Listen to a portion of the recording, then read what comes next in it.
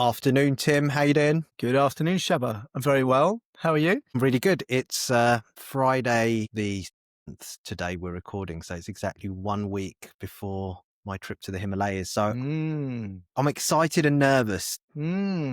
Well, that's great. That links with today's theme, doesn't it? Because when I'm excited and a little bit edgy, a little bit nervous, first thing says I'm often very alive in that moment. I feel Right? I feel very alive. That was Yeah. something I was just thinking about this morning. I was like, Yeah. this is strange how alive you feel when you've got a trip or something where you're a bit edgy over Yeah. because you're not quite sure. Very Yeah. interesting. So it takes us into this question, which we want to talk about today, about life path, and particularly how do you listen out for and then support the movement towards a life path thing, whether that's an exciting trip, a change of job, moving and, putting money towards something I really want to do. We talk a lot on the podcast about the money path and the life path. And generally speaking, for new listeners, money path is often where I'm so preoccupied with the numbers, I focus on them, and actually often I then forget the stuff that actually brings me alive and gives me those tingles. Life path, which means different things to different people, is how do I maximize or put at the center of life exactly that, what's meaningful, exciting, creative, fulfilling, fun. So you sitting here a week before this Nepal trip, which I know you've planned for quite some time, and feeling excited and nervous is beautiful. And as your friend, I'm really happy for you that you're going to do this thing. And what we wanted to talk about, and I know we'll start with a story that comes from your recent experience. We want to talk about what happens when someone, not yourself actually, but when someone you know and love, friend, family, partner, moves towards their life path, or sometimes might get stuck and not move. And how do we support other people to move in the direction of what they really want, regardless of money, as we say in the workshop, with and without money? So over to you. What was the thing that stimulated this topic? Yeah, so my 17-year-old daughter is in the process of doing her second year of A-levels. So it's getting to sort of university application times and the personal statements and all of that jazz. So she's been quite adamant for, I would say, the last year or two around, working in the city, traveling into London, being in one of those, big high rises, and the world of accounting and finance seems to have been the thing that's been on her radar. So she's doing economics, maths, and biology. So there's a key there in the biology because there's a certain interest in the human body and, the natural world to an extent. So she's been very, very keen on internships and getting into places where they talk about economics, finance, and we've had chats, etc. There's always been part of me that feels like that's great, but I've never quite seen her as the corporate accounting finance person. So it hasn't come from you. It's not like you've been pushing her in that No, direction. but me and my wife have sort of like spoken to her. Well, I don't know. I don't feel like she's that interested in it. Mm. She's not that passionate about it, but that's fine. You know what? It's good for her to do it and try it out. And who are we to know and judge? So I'm very much open to them forging their own path and working these things out. But it did seem that it was a kind of a money path move to go into this type of career. And also you're surrounded by friends who are doing similar things and everyone's sort of talking about it, etc. And so she was doing her personal statement and doing the applications and the grades that are needed to get into uni, etc. And then all of a sudden she had a conversation with my wife around sort of, actually, I don't know whether this world of accounting and finance is something that I want to do, because she wants to be able to have an impact and see the fruits of her work as in helping people directly, which I think she started to realize that maybe in a big corporate machine, it's just about, rungs on a ladder and feeding into the into the hierarchy kind of thing. And so she was like, I'm really interested in the human body. That's something that I really enjoy. And you can tell there's a passion around that.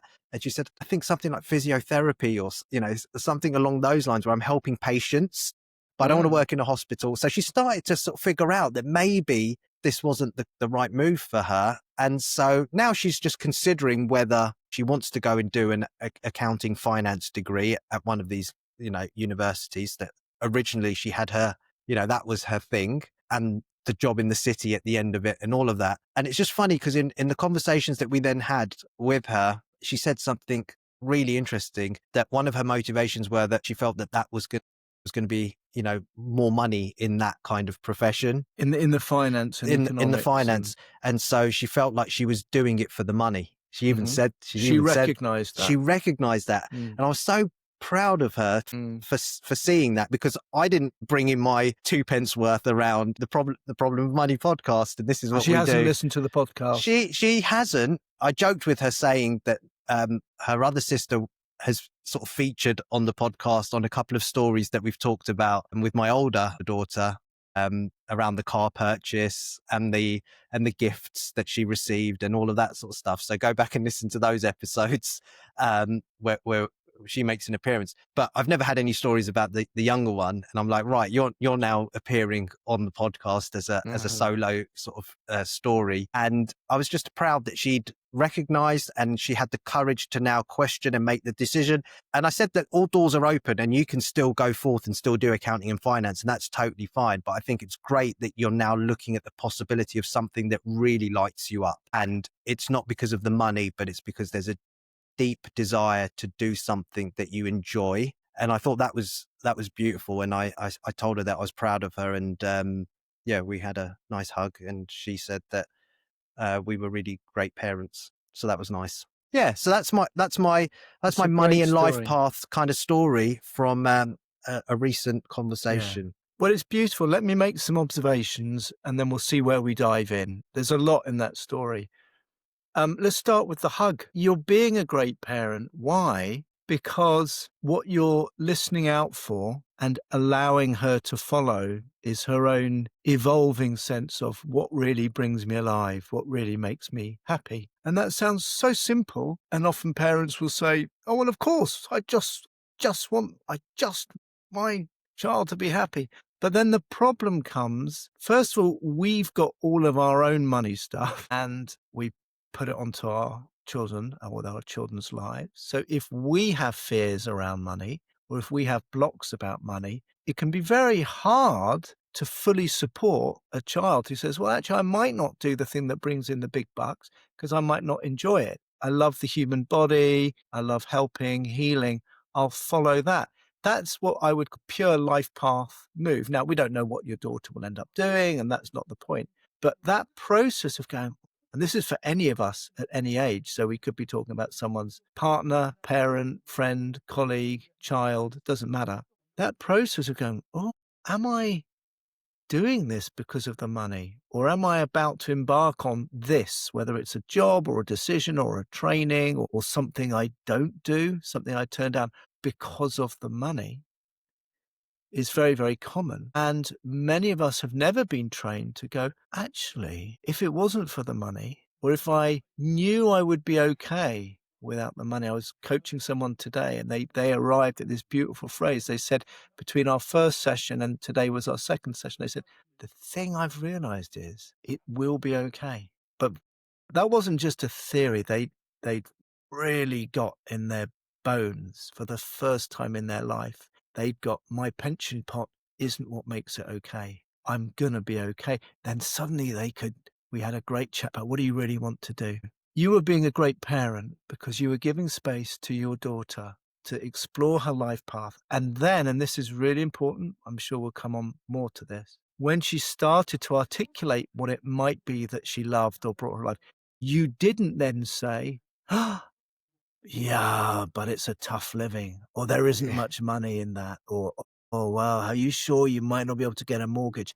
And there are so many people who, with love and with the best intentions, unconsciously shut down someone's life path. Again, could be a child, could be friend, could be partner, because of their own fears about how the world works and their own anxieties. So I'll pause there. There's more to say, but well done, because you didn't do that. You honored her life Yeah. path and you didn't shut it down with a money story. Yeah. And that would have been very easy to do, because immediately you think, yeah, okay, corporate finance, whatever, depending on which department or, it's so big, but generally there's a lot of money in the city. Financially, you'd probably do quite well, depending on what company you ended up at, and the sort of career path. And being a physio, automatically you suddenly start. Well, that's it's going to be tough on your hands, like your longevity in doing that. All of these things just start coming up, and it's actually quite difficult. And if it wasn't for the work, and if it wasn't for this podcast, and just being aware that actually let them live their journey and let them experience and find out for themselves, and don't bring stuff that you Yeah. think could happen, because actually you don't know, because No, you could that's the point. become the world's best physiotherapist, Yeah. earning millions, Yeah. and Yeah. so why Yeah. be so limited and judgmental around things just because of your own perceptions around Well, certain things?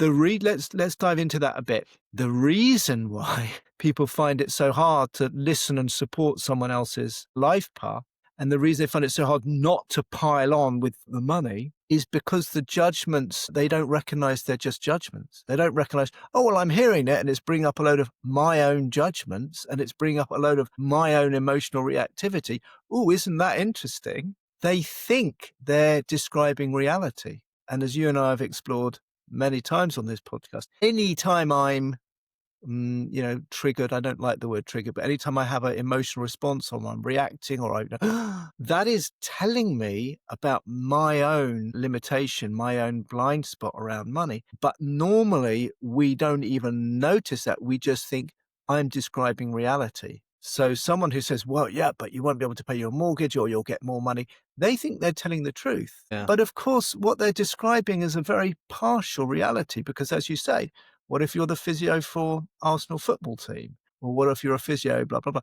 But even saying that is privileging money, because maybe your daughter becomes a physio and she doesn't work for Arsenal. Maybe she ends up having a terrible time having to work for Tottenham. No, that's a joke. That's just it's just a football joke. The point is, maybe she doesn't earn big bucks, but if she loves what she does, and if she's helping and healing and using her body and fascinated, there's a richness in that. And the other thing you didn't say in your, what you might have said is, yes, you said there's a lot of money in the city. Right? There's a lot of money in the city.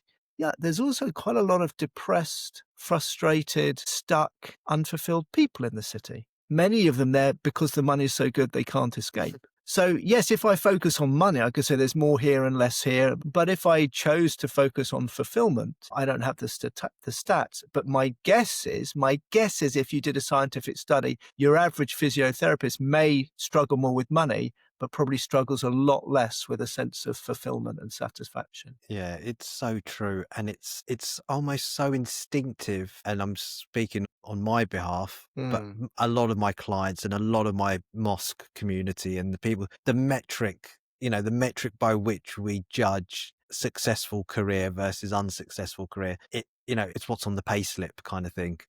That's so it's so easy to project onto that number, whether it's a successful career, but the life energy, the way that you end up showing up in the world almost doesn't even matter, because always, as long as the paycheck's good and you've got the economic benefit, that's the almost like the barometer, and we've just so missed a trick on that front. Yeah, I'm just glad that I was able to I was able to see that all things are possible with Yes.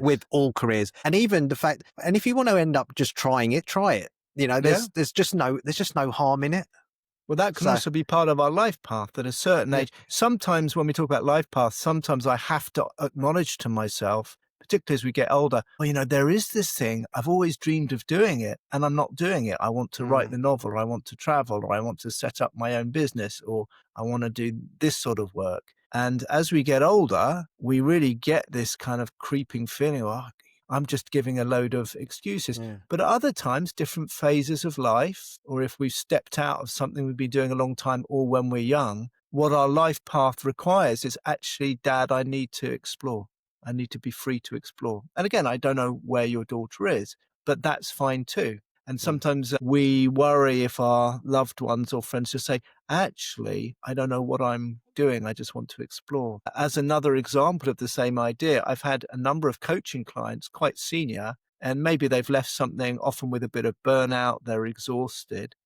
Um, they know they can't carry on doing that and being that way anymore. And what they need, almost inevitably, is they need longer than they think, by the way. They normally think 6 months, and it's often 12 to 18 months. They just need to explore. And once they've gone over the psychological hurdle, because a lot of the people have been well paid in the past, so there is some money in the system, they can take 12 months. Once they've got over the psychological hurdle of recognizing, yeah, my life path now is just to let go, recover, and see what draws me. The biggest challenge they have, that's really interesting, is when they meet people and people from their old world who are saying, what are you up to? And they kind of go, ah! It's as if saying, I don't know, I'm exploring. That's what life calls me to do right now, is terrifying. So normally they bullshit or make something up or just mumble. Yeah. And a key point in our work is when I get them to the stage where they can say to their ex-colleague or ex-boss, not much, I'm exploring at the moment. Yeah. It's just sort of going into that. What do you think? What do you think ties into that? And we've talked about this before. Is it that we need to project an element of certainty to feel like we've got our shit together, and saying I'm exploring or whatever is a sign of weakness, or kind of, I don't know what it is, but Mm. that reaction is quite common. I think we could do a whole episode on that, and we should. So we'll do an episode on what are you up to. I'll give a quick answer for now. Yeah. What I would say briefly for now is I think it's part of the same money-centered, work-centered logic. And it's a result of us not being socialized or trained in our modern culture to listen or trust the life path. So we're very uncomfortable with the idea that a natural rhythm, if you listen to life, if you follow actually what's needed, sometimes what's needed is intense activity and commitment and focus. And then inevitably what's needed at other times is a letting go and a recreation. And during recreation, the whole point is you don't have the focus and the energy because you're letting go of that and something else is being created, recreation. So our whole culture doubles down on work hard, produce, be effective. And by the way, that's how you get money and how companies make money. So it's totally tied up with Mm. money. And therefore, most people are terribly uncomfortable with the idea of not doing much. The point I'm making Mm. is sometimes your life path is about a focus. I really want to do this. Mm. There's a book I've been telling myself I'm going to write. There's a thing I've been telling myself, not just telling myself, but it's in my heart. I dream about it. I get excited talking about it. Then it requires a focus and a commitment. I'm going to do it this year. Other times, listening to the life path is saying, no, let go of some idea of what you must be and trust that if you explore a little bit, you can still do that actively, the focus will come. Okay. And coming back to our theme for today of how do we support people, maybe we can move on to this now. There are usually two things going on, right? If I'm in a relationship, my partner, my child, my colleague, and they start to talk about a life dream or a life possibility, we get my fears and my blind spots get to interact with their fears and their blind spots. So if you're not careful, you can squash it down. Maybe now we could talk about what fears does it or might it bring up for you as a friend, partner, parent, Mm. when someone says, actually, maybe I'll do this. Yeah. I mean, the obvious one for me to go to straight away is the financial security around choosing a certain career over another career. So yeah, the Makes remuneration, sense. right? You're, you might struggle financially, like you said, difficult to get a mortgage or have enough discretionary income to then save and do the things that you want to do. It almost feels like you're making life more difficult for yourself. Yes. That would Very be, interesting. yeah, that would be the projection for me. Well, let's look at that one. There'll be more. We can list them Yeah, I'm sure there together. are. I mean, And yeah. I'm sure you'll have seen this in your I think clients. for people in the mosque, there might be Yeah, status. What would people yeah, say? And this, yeah, that. great. It's going to be very difficult for you to have a family if you do this, that, the Yeah, other, or, yeah. what kind of daughter-in-law are you going to be if you're, Oh, yeah, all wow, of that yeah, sort of stuff. I'm yeah. sure there's a lot of that. For me, it just comes down to pounds and pence. No, but I think it's good to talk about your, Uh, typical clients or Yeah, typical members of the community. Well, let's look at that. Beautiful security, financial security. Well, there's a lot we could talk about security, but I love this phrase, you might be making life more difficult for yourself. And I understand it. And that gets wrapped up with ideas of being responsible, sensible, secure. Do you notice even when I say these words in this context, all of them damp down my life energy a bit? Like it's they're good heavy. to be, they don't have to be. Yeah. So let's just distinguish because we're moving quite fast. To be truly responsible is beautiful. It means to be able to respond, right? That's great.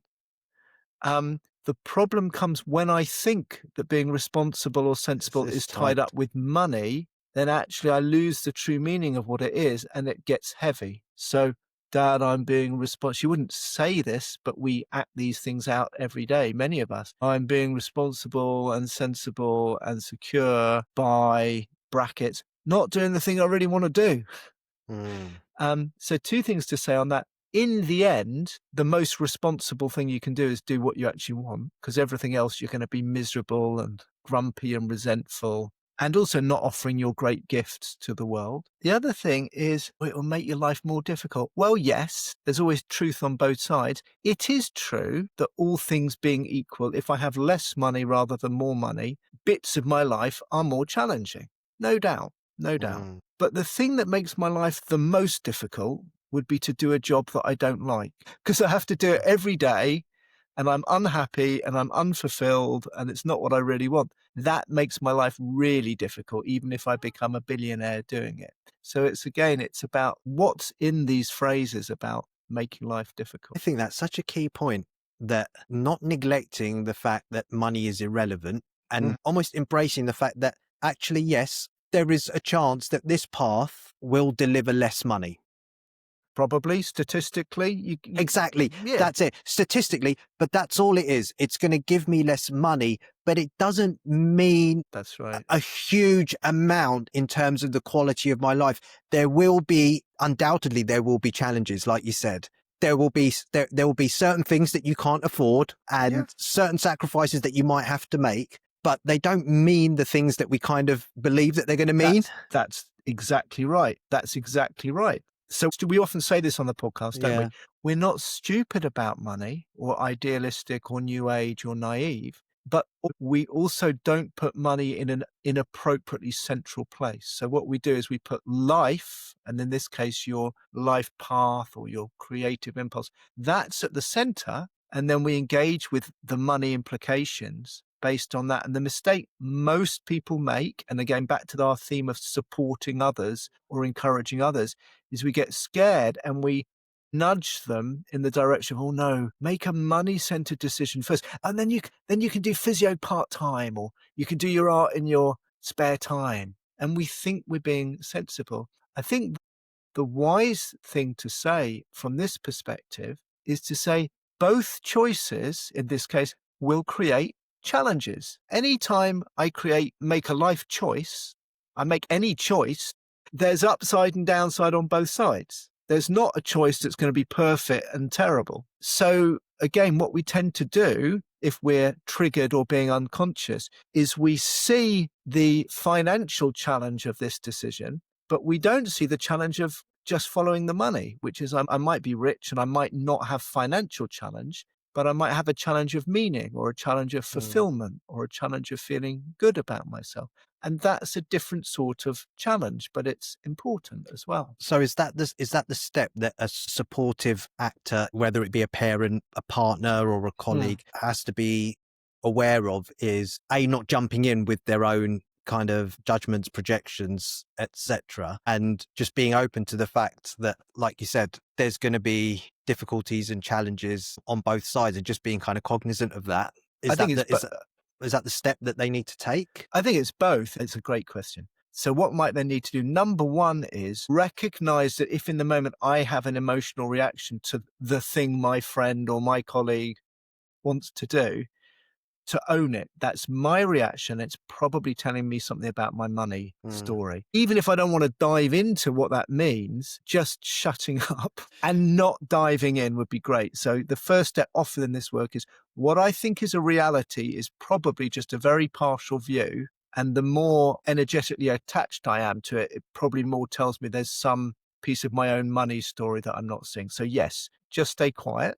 The second thing you can do, which is hard, is really try to listen for what I call the life impulse. So you said a few times, me and my wife already, we wondered if this was really the thing my daughter would love. So again, you gave her the space to explore, but we did think maybe she's really into something else. So when someone says, I think I might love this, we can train ourselves to listen more again to the quality of their word, the energy. Is there excitement? Like coming back to the start of today, when you said, I've got 1 week till I go on my trek to Nepal, I was kind of not just listening, I was feeling, and I was like, there's an excitement here. There's an energy here. So again, we're not really trained in our society to respond to that.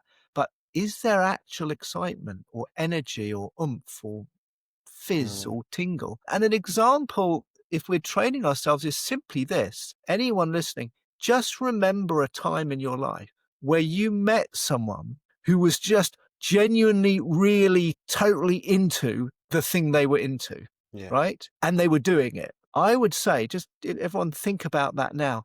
The point is this: you don't have to be into what they're into. You don't even have to understand what they're into, but you can still feel, and often it's a pleasure, like you actually feel good. It's like you get a tingle or you get some energy or you get uplifted just from being with someone because they're really into what they're into. Does it make sense what I'm saying? I think that's just like natural. It's like It's I'm natural. yeah. It's Yeah, but just that let's not dismiss it. I'm not saying you are, yeah. but this tells us something. This is more natural as a barometer for how we should live our lives and what we should support in other people than this somewhat unnatural thing we've created called money and Yeah. pensions and more.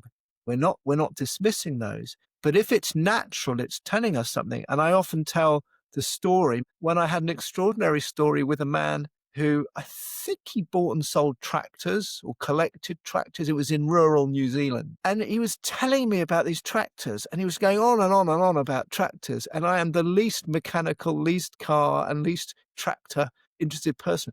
But literally, I felt myself kind of melting and getting this kind of blissful feeling. And I was somehow really carried away with his love for the subject. I couldn't care two hoots about tractors. Now, that's maybe a strong example, and I'm quite sensitive to that. But going back to as a supporter, when someone says, I might do this, or I'm thinking about doing this, or they can express it in a million ways, can I, number one, drop my thinking mind and my own reactivity and, oh, will they have money? And number two, can I just notice, is there some energy here? And if there is, the first step is don't squash it. Don't say something that makes them Yeah. doubt their dream. And the second might be, and this would be kind of intermediate or advanced skills, the second might be to ask a very gentle, open question that encourages them to talk more from the place of that energy. So I might say to my daughter, that's really interesting. Hearing you talk about loving the human body and wanting to help people, that's kind of interesting. You seem quite excited by that. I might just say that. I might reflect back to them the Mm. life path thing rather than come in with the money path, Yeah. quote, reality. Yeah. How does it sound? Yeah, that sounds exactly the kind of way to do it without being the overbearing, judgmental parent, coming in and popping the balloon, maybe, Uh, which could happen.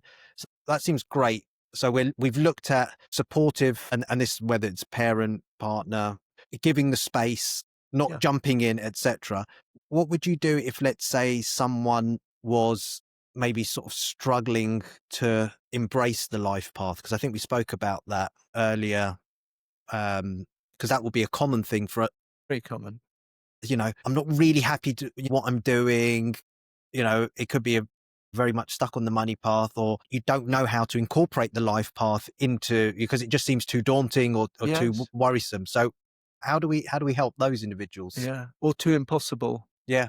because that's a big question, because where your daughter was at, there was the beginning of what I call a life path move. Oh, mum, dad, maybe I'm just doing this for the money, and maybe what I love is this. So then what you can do, just coming back to that, is you allow her to question the money path, which she's already doing. So you just need to shut up. And then you can gently not support that decision, but support, oh, that's interesting.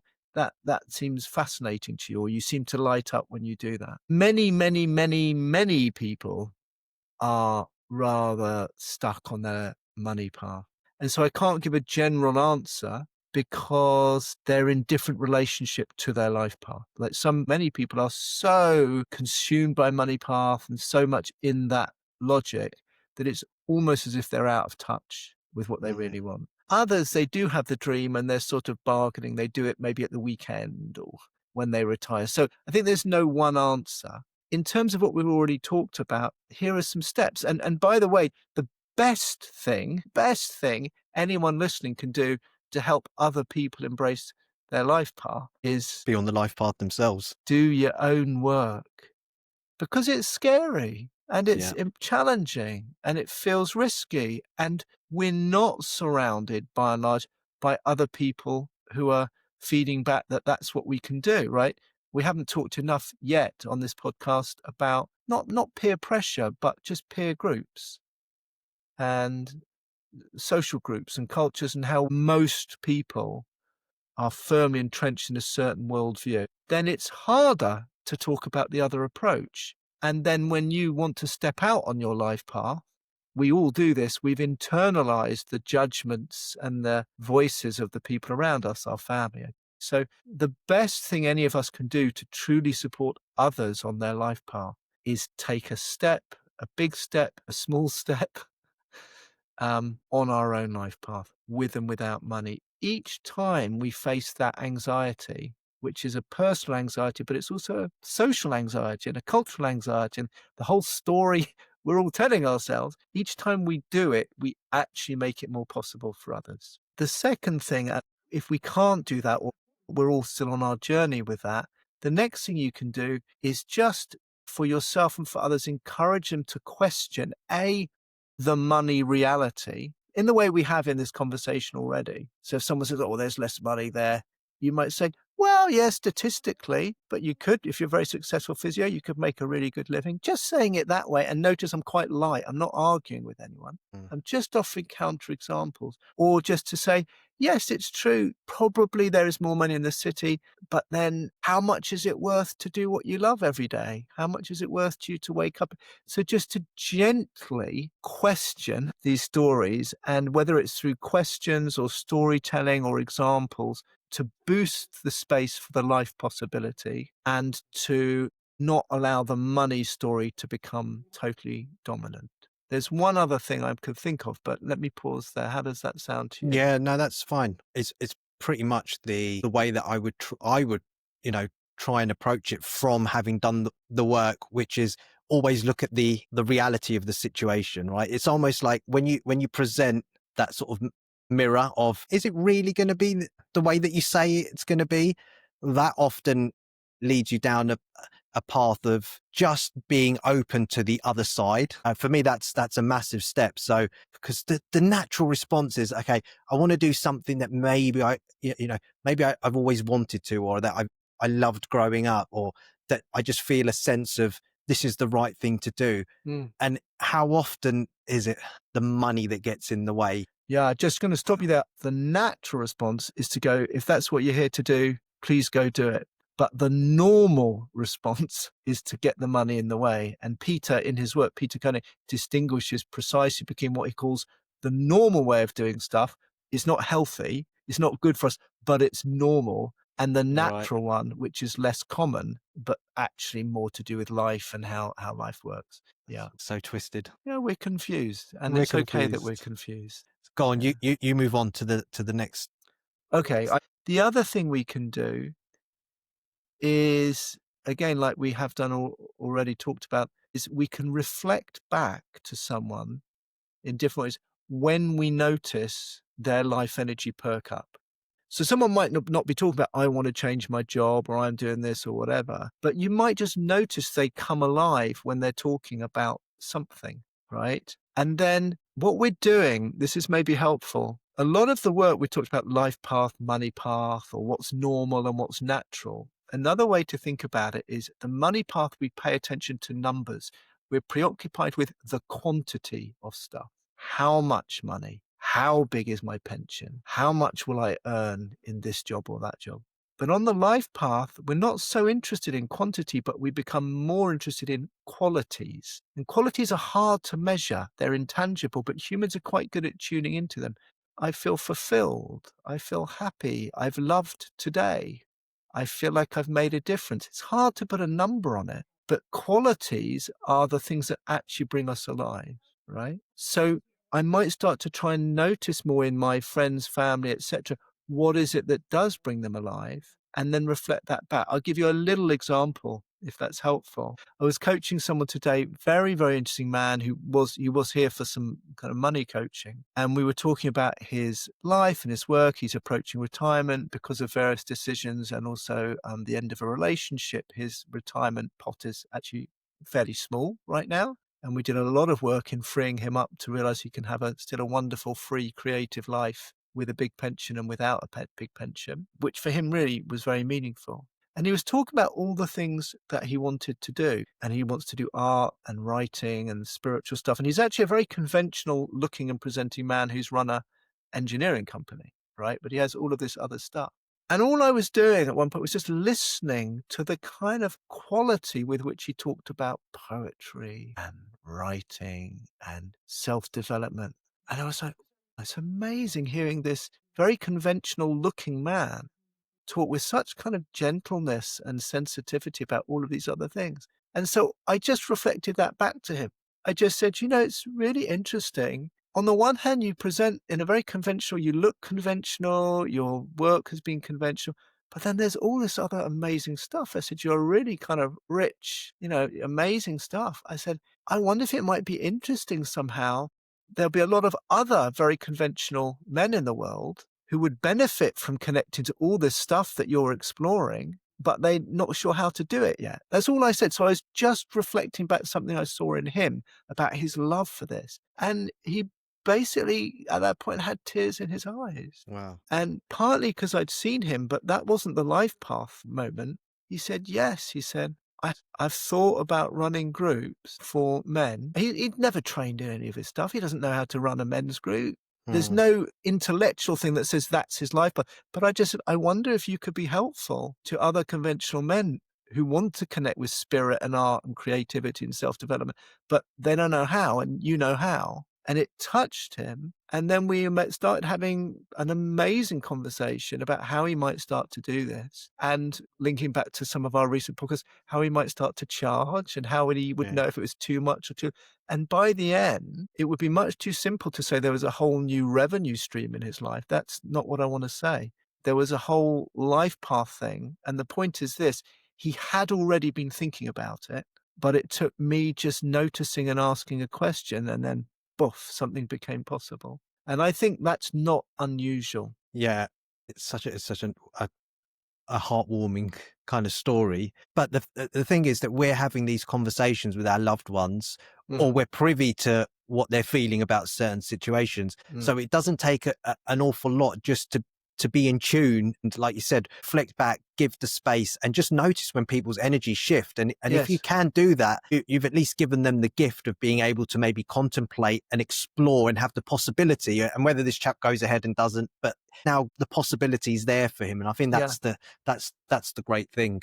Yes, what we can do, and it doesn't have to be a new job. For him, he's moving towards retirement. He's thinking about money, the possibility that he could get some retirement in his older age doing something that's absolutely his soul work is kind of like, wow.